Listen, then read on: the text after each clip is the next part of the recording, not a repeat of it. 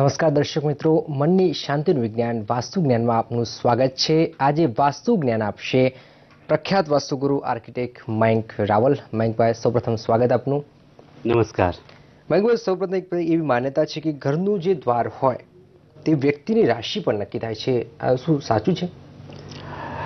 વ્યક્તિની રાશિ પરથી જો ઘરનું દ્વાર નક્કી થતું હોય તો ઘરમાં જેટલી પણ વ્યક્તિઓ રહેતી હોય તેમાંથી કોની રાશિ નક્કી કરવી, જી, આ બહુ અગત્યનો સવાલ થઈ જાય। માનો કે એક જ ઘર છે, એમાં 5 વ્યક્તિઓ રહે છે, એકની રાશિ સિંહ છે, એકની કુંભ છે, એકની મિથુન છે, એકની કર્ક છે, તો ઘરનું દ્વાર કઈ વ્યક્તિની રાશિ પરથી નક્કી કરવું એનું કન્ફ્યુઝન થાય છે। માનો કે એક વ્યક્તિની રાશિ પરથી આપણે ઘરનું દ્વાર બનાવી પણ દીધું, પણ જ્યારે મકાન વેચાય છે અથવા તો કોઈને વારસામાં મળે છે તો એ વ્યક્તિની રાશિ એની એ તો નહીં જ હોય, અને જ્યારે રાશિ બદલાય છે ત્યારે દ્વાર બદલાય છે આ નિયમ પ્રમાણે। તો જ્યારે માલિકી બદલાય છે ત્યારે ઘરમાં તોડફોડ કરી અને દ્વાર બદલવું પડે છે। હવે વારંવાર ઘરનું દ્વાર આપણે તોડફોડ કરીને બદલીએ તો પહેલાં તો ઘરના સ્ટ્રક્ચરને નુકસાન થાય છે, તે ઉપરાંત ઘરની દરેકે દરેક જે વ્યક્તિઓ હોય છે તેને એવું લાગે છે કે તોડફોડ થઈ છે એટલે આપણા ઘરની જે એનર્જી છે તે ઓછી થાય છે। એટલે મારી દ્રષ્ટિએ આ માન્યતા સાચી ન ગણી શકાય। બિલકુલ। એક બીજી કેવી માન્યતા છે કે વર્ષ દરમિયાન વાસ્તુ પુરુષ પોતાની દિશાઓ બદલે, કે આ માન્યતા કેટલી સાચી છે? વાસ્તુ પુરુષ પોતાની દિશાઓ બદલે છે, જી, એક એવી માન્યતા છે કે જેમ પૃથ્વી ગોળ ફરે છે એવી રીતે વાસ્તુ પુરુષ પણ આખા વર્ષ દરમિયાન ગોળ ગોળ ફર્યા કરે છે, એટલે જે ઈશાન છે કોઈ બીજી દિશામાં જતું હોય એવી માન્યતા ગણી શકાય। હવે જરા વિચાર કરો કે વર્ષની શરૂઆતમાં તમારો જે લિવિંગ રૂમ છે તે ઈશાનમાં છે અને વર્ષની મધ્યમાં તે દક્ષિણમાં જતો રહ્યો છે, તો ઘરને પણ ગોળ ગોળ ફેરવ્યા કરવાનું।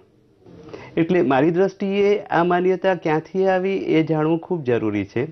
વાસ્તુ પુરુષ જો ગોળ ગોળ ફર્યા કરતો હોય તો જ્યારે આપણે મકાન બનાવીએ છીએ ત્યારની ગણતરી કરી હોય, અને અત્યારના સંજોગો પ્રમાણે તો જ્યારે મકાન બને છે ત્યારે સૌથી પહેલાં એનું પ્લાનિંગ થાય છે, પ્લાનિંગ થયા પછી એનું એપ્રુવલ લેવાનું થાય છે, અને એપ્રુવલ થયા પછી એનું ફાઉન્ડેશન આપણે ખરેખર કરી શકીએ। એટલે જ્યારે પ્લાનિંગ થયું છે ત્યારે વાસ્તુ પુરુષની દિશા કંઈક જુદી છે, એપ્રુવલ માટે જાય છે ત્યારે દિશા બદલાઈ જાય છે, અને ખરેખર બાંધકામ થાય છે ત્યારે દિશા ફરીવાર બદલાઈ જાય છે। તો આ પ્રકારની માન્યતા પ્રમાણે તો વાસ્તુ નિયમો ન જ બને ને। એટલે મને લાગે છે કે આપણે જે મૂળભૂત માન્યતાઓ છે તેને સાચી માનીને ચાલવું જોઈએ। બિલકુલ। એક દર્શક મિત્ર જોડાઈ ગયા છે, જે આપનો સવાલ કરો।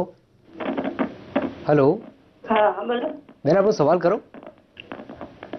હાલો, આપનો સવાલ કરો બેન। મારો સવાલ એ છે કે મારે ઉત્તર દિશામાં છે ને, જી, જગ્યા ઉત્તર દિશામાં જી, ટીવી છે। જી, હા, તો ટીવી કઈ દિશામાં રખાય? એમ કે ટીવી તમારું લિવિંગ રૂમ એટલે કે જે ડ્રોઈંગ રૂમ છે એમાં ટીવી મૂકેલું છે?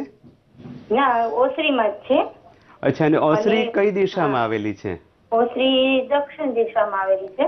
એટલે તમારું દ્વાર દક્ષિણ તરફનું છે? હા, દ્વાર દક્ષિણ તરફ છે, અને વાવીઓ ખૂણામાં ખુલે છે। અચ્છા, હા, ખૂબ સરસ સવાલ છે કે દક્ષિણમાં જ્યારે દ્વાર આવેલું હોય ત્યારે ટીવીની દિશા કઈ હોઈ શકે?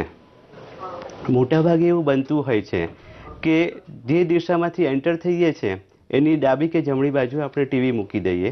ઉત્તરમાં ટીવી મૂક્યું છે, હવે ઉત્તરમાં જ્યારે ટીવી રાખવામાં આવે છે ત્યારે માણસનો સ્વભાવ ભૌતિકતાવાદી થઈ જાય છે, એટલે કે એને એવું લાગે છે કે એને આ વસ્તુ ગમે છે તો એની પાછળ ખર્ચો કરી નાખે છે, એટલે જે આર્થિક બાબત છે એને ઉત્તર દિશામાં જ્યારે ટીવી જોવાતું હોય ત્યારે તે અસર કરે છે।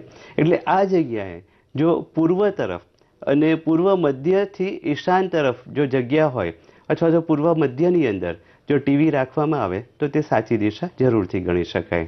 બિલકુલ। એક એવી માન્યતા છે કે ઈશાનમાં સેવનનું ઝાડ વાવવાથી ખૂબ ફાયદો થાય છે, આપણે એની વાત કરીશું, પણ એક દર્શક મિત્ર જોડાઈ ગયા છે આપણી સાથે। ચોક્કસ। જે આપનો પ્રશ્ન પૂછો।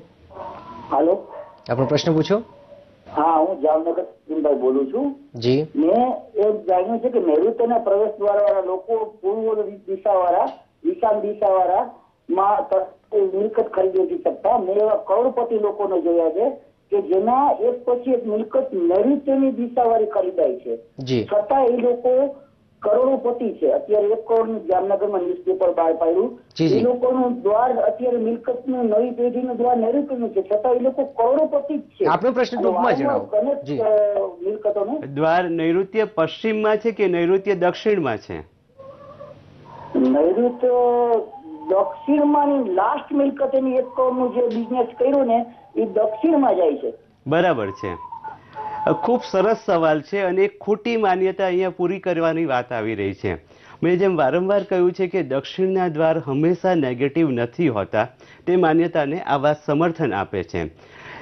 દક્ષિણની અંદર જે દ્વાર છે તે આર્થિક બાબત માટે તો સારા જ કહેવાય છે, પરંતુ તે માનસિક તણાવ, બીમારી એ બધાના કારક બને છે. ઘણીવાર એવું થાય છે કે દક્ષિણનું એક દ્વાર છે તે કુટુંબને વિખૂટું પાડી દે છે. તો આ બધી જે સમસ્યા છે તે સુખ નથી આપતી. એટલે એવું કહે છે કે સુખ મેળવવું હોય તો દક્ષિણમાં દ્વાર ન રખાય. પરંતુ અત્યારે જ્યારે આખો સમાજ જ ભૌતિકતાવાદી થઈ રહ્યો છે ત્યારે દક્ષિણનું દ્વાર દરેકને દેખીતી રીતે સારું દેખાતું હોય છે. પ્રોપર્ટી વધારે ખરીદાય એટલે એવું લાગે કે તણાવ ગમે તેટલો હોય, પણ પૈસા આવે છે ને તો દ્વાર સારું કહેવાય. પરંતુ નૈઋત્યનું જે દ્વાર છે તે ખૂબ માનસિક તણાવ આપે છે, કોર્ટ મેટર કરાવે છે અને ખાસ પુરુષ સંતાન જે હોય ઘરની અંદર એના માટે નૈઋત્ય દક્ષિણનું દ્વાર સારું ન ગણાય. પણ હા, નૈઋત્ય પશ્ચિમનું દ્વાર છે તે ખૂબ નેગેટિવ કહેવાય, તેને બંધ વાસ્તુનું દ્વાર કહેવાય છે. એટલે જે માન્યતા છે કે પૈસાથી આપણને સુખ મળે છે, ભૌતિકતાથી સુખ મળે છે, તે માન્યતાને હું સમર્થન નથી આપતો. સુખ તે મનની શાંતિ છે અને જ્યારે અંદરથી એવો અહેસાસ થાય કે હા ખૂબ મજા આવી ત્યારે જ એ સુખ ગણી શકાય. બિલકુલ. એક ફરીથી દર્શક મિત્ર જોડાઈ ગયા છે. જે આપનો સવાલ કરો. હેલો, આપનો સવાલ કરો. સર મારે એક મકાન લેવાનું છે. જી. તો એમાં દક્ષિણ સામે દરવાજો છે એનો, એટલે દક્ષિણમાં કઈ જગ્યાએ છે? તમે જ્યારે તમારી દિવાલની સામે ઉભા રહ્યો ત્યારે દક્ષિણની મધ્યમાં તમારો દરવાજો આવે છે, ડાબી બાજુ આવે છે કે જમણી બાજુ આવે છે? હેલો. જી. ડાબી બાજુ આવે છે. ડાબી બાજુ આવે છે. અને સેન્ટરથી એટલે કે મધ્યથી કેટલો દૂર છે?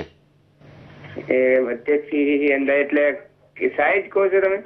હા, એટલે તમે જયારે દિવાલની સેન્ટરમાં ઉભા રહ્યો ત્યારે જો ડાબી બાજુ દરવાજો આવતો હોય તો કેટલા ડિસ્ટન્સ પર છે? 1/3 ભાગ પર છે કે એનાથી વધારે છે? પણ એ એટલે મકાન ખાલી જોઈને આવ્યા છે. અત્યારે તો હું મારા જૂના મકાન રહું છું, જોઈને આવ્યો તો, પણ તમે કીધું તમારે ફોન કરીશ એટલે મેં કીધું સારું કહેવાય કે ના સારું કહેવાય એમ. ઓકે. વાસ્તુ નિયમો પ્રમાણે કોઈ પણ જગ્યાએ દ્વાર હોય તેના સોલ્યુશન્સ ચોક્કસ મળે છે. અને કોઈ પણ દ્વાર છે એને સાવ નેગેટિવ ન મનાય, કારણ કે માત્ર દ્વારની ઉર્જા આખા મકાનને પૂરેપૂરી અસર નથી કરતી. તેના માટે આખા ઘરનું બંધારણ જોવું જોઈએ. પણ સેન્ટરથી ડાબી બાજુ જો બહુ દૂર મકાન હોય તો તે ખૂબ માનસિક તણાવ આપે છે. તેથી મારી દ્રષ્ટિએ તે જોઈ વિચારીને મકાન લેવું જોઈએ. હું ક્યારેય એવું નહીં કહું કે આ મકાન ન લેવું જોઈએ, વેચી દેવું જોઈએ કે તોડી દેવું જોઈએ, પણ ચોક્કસ વિચારીને આ નિર્ણય લેવો જોઈએ. બિલકુલ વિચારીને નિર્ણય લેવો જોઈએ. દર્શક મિત્ર જોડાઈ ગયા છે. જે આપનો સવાલ કરો. હેલો. હાજી, આપનો સવાલ કરો. હા, મારો સવાલ એ છે જી કે મારું ઘર પૂર્વ પશ્ચિમ છે. જી.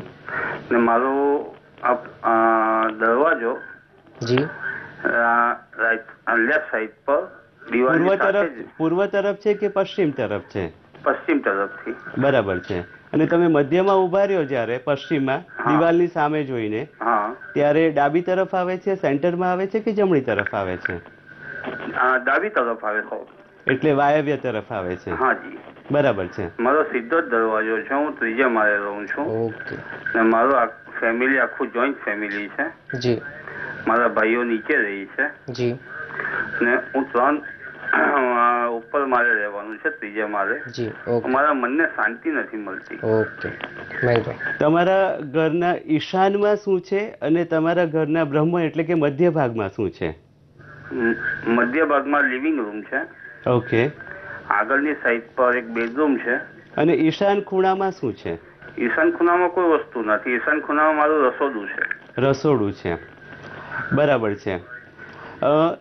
મનની શાંતિ માટેની જે મુખ્ય 2 દિશાઓ છે તેમાંથી એક છે ઈશાન, બીજી છે બ્રહ્મ.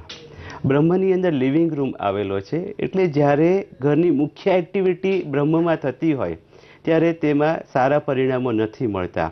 એવું કહેવાય છે કે બ્રહ્મમાં જે કાંઈ કાર્ય થાય તેમાં તમને પોઝિટિવ રિઝલ્ટ ઓછા મળે છે. અને ઈશાનની અંદર રસોડું આવેલું છે તે પણ યોગ્ય ન કહેવાય.